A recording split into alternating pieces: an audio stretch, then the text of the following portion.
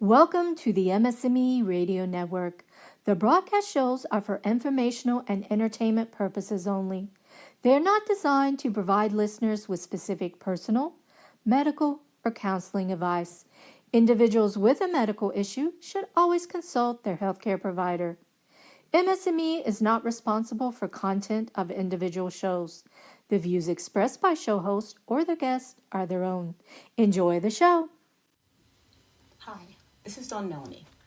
Thank you for joining me today as I share another story, some excerpts of my thoughts and experiences on how I manage self, or rather, how I manage myself, battling an unpredictable chronic illness, multiple sclerosis.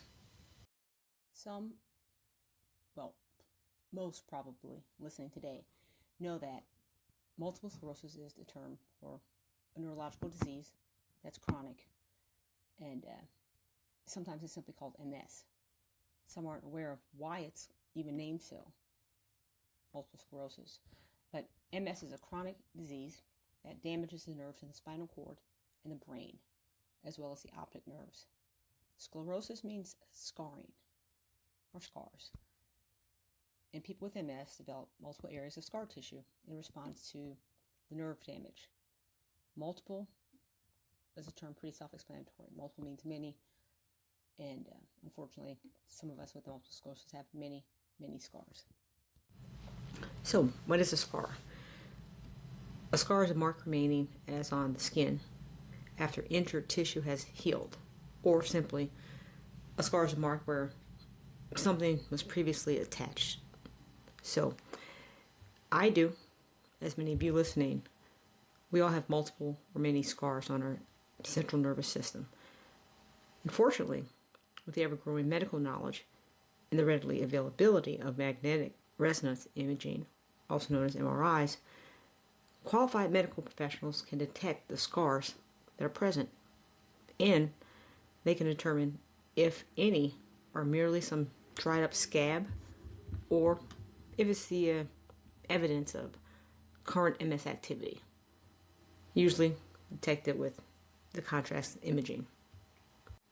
So, no matter how many photo shoots I've taken in the years, or still do take, a lot being in bikinis and things of that nature, even with MS, even with the high heels on, I still take those. I did a few recently.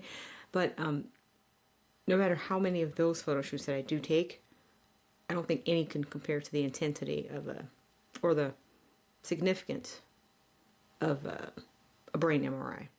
And I always consider, whenever I go to my brain MRI, I say, well, I had my photo shoot. Probably going to be 200 images taken of me, which is actually not that many for a photo shoot. Usually I have probably 500 or so pictures. But nonetheless, I get these pictures of my brain taken, and I kind of say, oh, this is my cerebral photo shoot, my brain photo shoot. So I figure, okay, we have this technology of the MRI imaging and knowledge that we can see what's going on in our heads or on our brains or certain central nervous system rather. It seems pretty easy to kind of just conduct a photo shoot, brain, spine, both. And, I'm like, okay, now I know what to expect and how to prepare for it. How MS is changing or, kind of shifting its attack upon my body. So, I basically mentally prepare my state of mind for any changes that are expected to come. That's me in my MRIs, which I do at least twice a year. So, I guess likewise, I figured, if and when I do or did have a flare-up that is an MS exacerbation, I could get a picture of my brain and or spine, and the acquired images would correlate to the loss of sensory function. That'd be perfect, right? But it hasn't worked like that. Not completely. At least not for me, it hasn't. Not in my past 2 decades of dealing with relapsing, remitting multiple sclerosis. Over the past 20 years, when I experienced any significant decrease of perception, once it was my right eye, about over 10 years ago, decrease in perception of in sound, It was at least 3 or 4 times I've lost hearing in my ears. Once or twice was at least, I'd say 85% of my hearing was gone. And let's see, my sight, my sound, and touch, which is still compromised to this very day, and that's been the same since ever since September 2005. 2005. It's 2018, by the way. I say, wow, that's been over 13 years ago, and I still say, most cynically, thanks Hurricane Katrina, because of the unforeseen destruction and chaos brought to so many lives, including my mother, my father, myself. I wasn't in the storm, however, my mom and dad were. Hurricane Katrina proved the catalyst to my most major MS exacerbation. It forced me to exit as a productive member of corporate America because, well, my cognitive abilities and physical limitations that were ensuing, and that still ensue to this day. The stress of not knowing the safety status, nor the whereabouts of my parent, it was just tremendous. And within hours, literally within hours, less than 12 hours after my last contact with my mom and dad, my body reacted negatively. Not a good reaction, but very negatively. I couldn't feel my. I couldn't detect or feel when I accidentally cut myself. It was a paper cut earlier in the day. Later in the evening, was cutting limes, which limes and cuts burn. So, but I could feel the burn, but I couldn't feel the cut of the knife. I couldn't detect the touch of anything on the front side of my body, like literally. And it's crazy, or I don't know, kind of surreal. I say surreal, that I couldn't feel the bottoms of my feet. I literally could not feel the bottoms of my feet. So I was moving as I was walking in hopes that my feet would land as desired.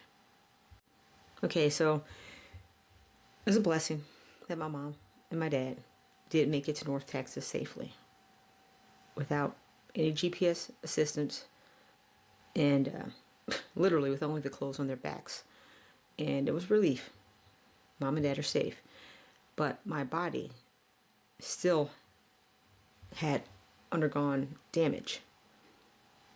And that was actually confirmed by my MRI reports done shortly thereafter their arrival in Texas.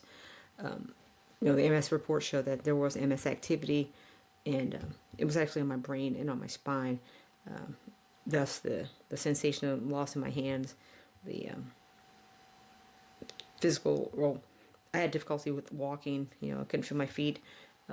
Lhermitte syndrome. I also had Lhermitte syndrome, which is if I would bend my head forward, kind of abruptly, I would get this sharp shooting, electric like shock feeling down my spine. It was the most painful thing ever. That no one can understand why I'm laughing 1 second, and the very next second I'm like cringing, like, ow, that hurts. Weird. No, that's the technical term, Lhermitte syndrome. Again, just the senses that were compromised. Now, there's 5 senses that we refer to. 5 senses that are traditionally recognized as methods of perception, or sense. Taste, sight, touch, smell, and sound. Now, like I said, back in September 2005, my touch was all out of whack, and it still is. It's the funniest things. Like, nobody can see it, but if you saw my reactions, you'd be like, okay, I think I get it, sort of, kind of, maybe, perhaps. If you hang around me, if we hung out, if you were around me, you saw me, you see, like, to this day, I still shiver in cold weather. And when I say cold weather, I don't mean sub-zero temperatures. I'm talking anything below 80 degrees to me is cold, and I'll literally shiver, goosebumps all over. And it's the same as even in warmer temperatures, especially if it's breezy. When I get when I get wet, the pain increases exponentially. And oftentimes it's accompanied by shivering shakes. Sometimes it's so funny, chattering of my teeth. And yeah, I know some people say, oh, yeah, that's an act. She can't be that cold. Nobody's that cold. It's not that cold. But asking, how, people go, how can anyone be that cold in this Texas heat on a 96-degree sunny day? No, it's not 100% known, or but, or should I say, it's not 100% of why I'm so cold in even warmer temperatures, but there's a big clue. The big clue, or the usual culprit. I blame it on MS, on my multiple sclerosis. I do, and fortunately, unfortunately, the medical professionals actually agree with me, and that's my take on it. That's their take on it, and that's how we explain what I'm going through. Like I said, it's difficult sometimes to explain it. It's difficult sometimes to even go through it, but I get through it by primarily, again, managing self. I'm self-aware of myself, and I manage myself. So I'll take time now to remind you all out there listening to remember, please, please, please, please, please understand, accept, and do. Know that we must be our own health self-advocate, because, again, our situations are different, unique for each and every one of us, and we need to be aware of how things are affecting our bodies and how we respond, and how to better live. I mentioned the 5 human senses, but arguably there's 6 human senses, and the additional 6th sense could be proprioception, and that is the perception of body position, which is important for balance and agility and movement. This is the one that I seemingly always explain, whether I'm willing to or not. And again, onlookers, people looking in on my situation, they're not informed. Some are not informed of what I'm going through, but they may believe, wait, she's drunk or something like that. And I'm going to share with you, that's probably the top pet peeve of mine, when someone tells me, oh, it's in your head, just take a nap, or get to bed a little early and get some more sleep. That'll give you more energy and allow you to function better without stumbling clumsily all over the place. Really? Okay. 10 hours, 11 hours, 12 hours, I can get that easily and still take a nap 3 hours later. Oftentimes I take a 2-hour nap before I go to bed at night, and ask my husband. So really, is it all in my head? Well, actually, it is all in my head. Like I said, MS is a disease that's a result of the scars on my brain, or spine. So it is all in my head. The scars are on my brain, in my head, and those scars are also empirical evidence that yes, it is in my head. And more importantly, the clues of why I'm having the challenges, the ones that you see, and more importantly, the ones that you don't see, the ones that are the invisible symptoms. The most prominent one for sufferers of MS like myself, the most prominent invisible symptom is fatigue. And I know everybody gets tired after a long day and such, yada, yada, yada, but how many without MS truly understand or have a good grasp or understanding of the difference between tired or fatigue? Or shall I say tired and MS fatigue? Also, the difference between MS fatigue and lassitude. Fatigue is a state of being a physical or mental weariness or lack of energy, but lassitude is actually it's one of the issues that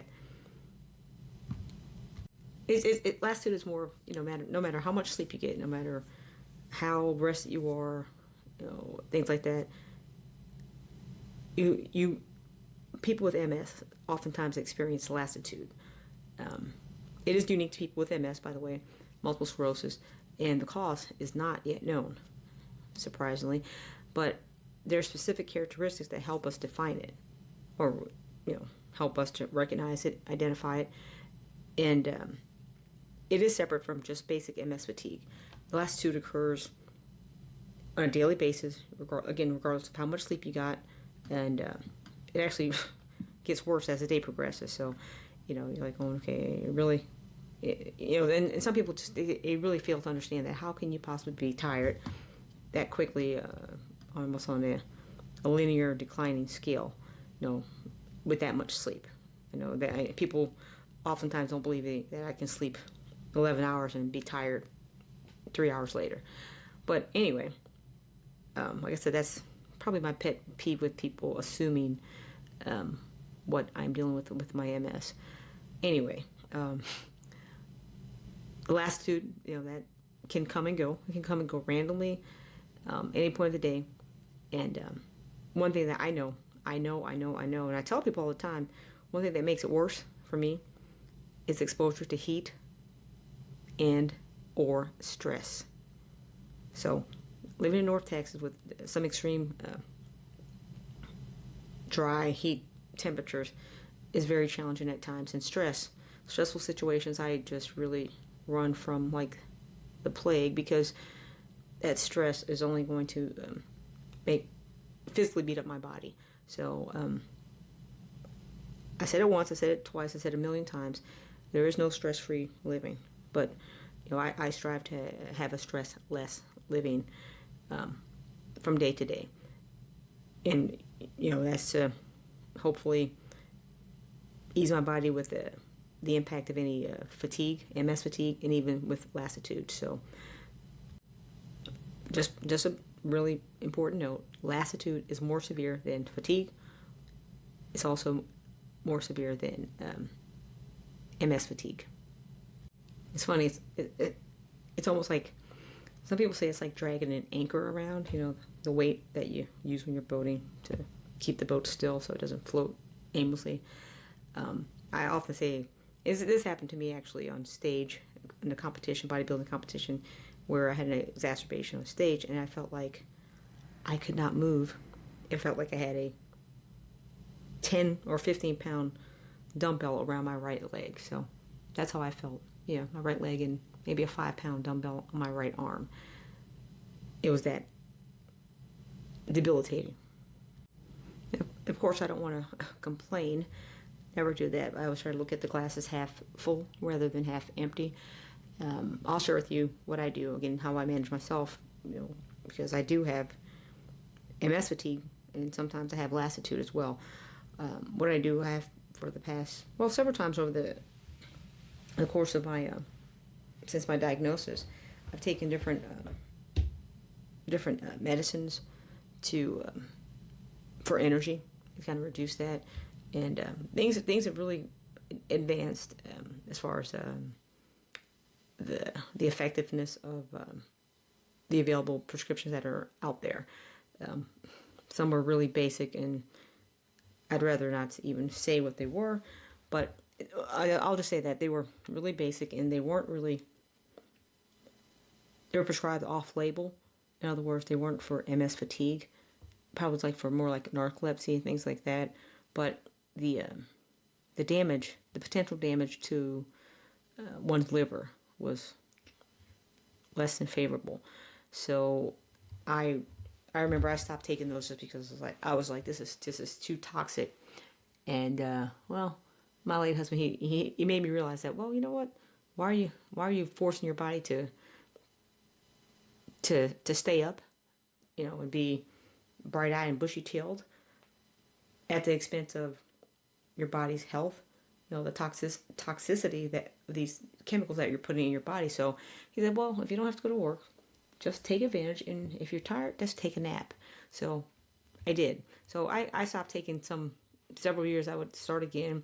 I'll never forget, Provigil came out, and I did take that, but unfortunately the co-pays were a little high, and I stopped taking that, and then Provigil was out, and Same things with the insurance companies. And, now there's armodafinil, which is the quote-unquote generic version of Nuvigil. And it's working fine for me.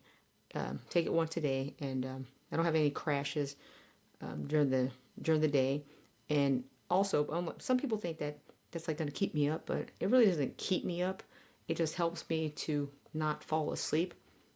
And I'd say as long as I'm busy. So if I'm busy and doing something, I can keep going. But if I sit down and close my eyes or just get comfortable, I'm going to be sleeping just like that. Ask my husband; he'll tell you. He knows it's like a routine.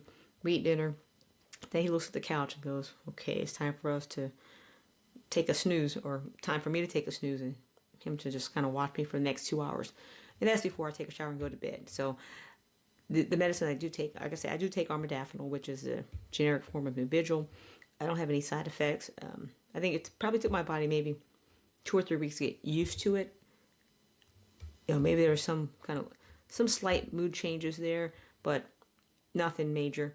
And it helps me to be productive like I usually am, or I don't want to say I was before MS. Remember, I mentioned we should all be our own self-advocate as far as health is concerned. Well, I want to say that fatigue, even though there are some things that we can't control, there are things that we can control. We should all be aware of, anything like maybe some MS complication or symptom that we're dealing with that's going to affect our fatigue. For instance, if you have bladder issues, maybe you have to wake up several times in the middle of the night. Well, that's going to affect your sleep. So you're not getting a very good sound sleep. So most likely you're going to be tired during the day, more so than, if you slept like me the whole night through. So that's something, maybe one thing I do, which I know that the reason I am able to sleep, 8-10 hours, 11 sometimes straight, is because I stopped drinking liquids, water, juices, whatever. I stopped drinking about at least 2 hours. No, I stopped drinking things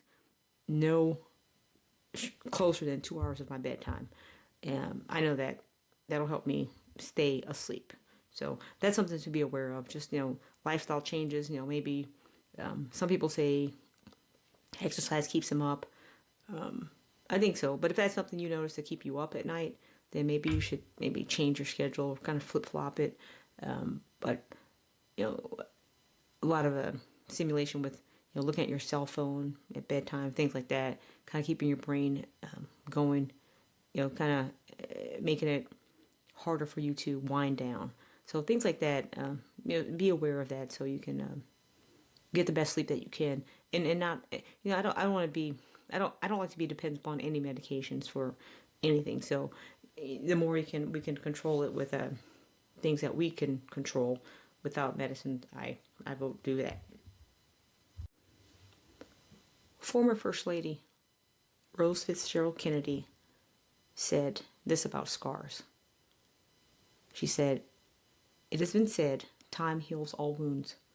I do not agree. The wounds remain. In time, the mind, protecting its sanity, covers them with scar tissue, and the pain lessens. But it is never gone." Interesting. I do agree with Mrs. Kennedy's take on scars and on the healing process, particularly on a philosophical level. As I wrap up this week's program, I want to ask you all to join me in a challenge, my weekly challenge, to think about this acronym. I don't know, I ran across this somewhere. I do forget, I apologize. But this is an acronym for SCARS. Like I said, like Mrs. Kennedy said, the scars are the wounds that remain, So it isn't the end all, but we move on from there. Our pain lessens, but it's not gone. It's a reminder of the pain that we've gone through. So I have scars, literally physical scars on me from accidents and things of that nature, but they are reminders of what I've gone through. I have some, unfortunately, emotional scars. I'm sure many of you do as well. But again, they're reminders. The pain lessens over time, but it remains. And this acronym here, I think, is pretty. I think it's pretty good to kind of help us to appreciate that negative. We think of scars as just ugly wounds or things like that, but the reminders of what we've gone through and have overcome. Scars, SCARS. S, we need to stop moving. Sometimes we just need to be still. C, confess we're hurt. It's okay to say, we're hurt. Physically, emotionally, mentally, confess our hurt. A, I think the most important, is ask for God's help. We can't do it alone. R, receive God's healing. It's there for us. He wants us to be healed, have a better life. S, share your story, which is my intentions today. I'm sharing with you my story and how I handle my scars and how I handle those difficult deals, my MS, multiple sclerosis scars, but also any other scars in life, whether it be emotional, mental, what have you. Sometimes I have to just stop, admit that I'm hurt, and ask for God's help, because again, I know I can't do it alone. Receive God's healing and share my story, because you know what? I've learned that even something may seem kind of silly or insignificant to me, I've often learned that sharing my story has actually helped people, because they see, okay, she's gotten through this, and so can I, and it's proven to be encouragement. So I know that I receive encouragement for others, and it's also pleasing to know that me sharing my story can be encouraging to somewhere out there, maybe you yourself, any of the listeners today. So this is Dawn Melanie, and again, I thank you for listening to this week's episode of Managing Self, and I do hope you listen next week. In the meantime, as always, I hope you have a blessed week.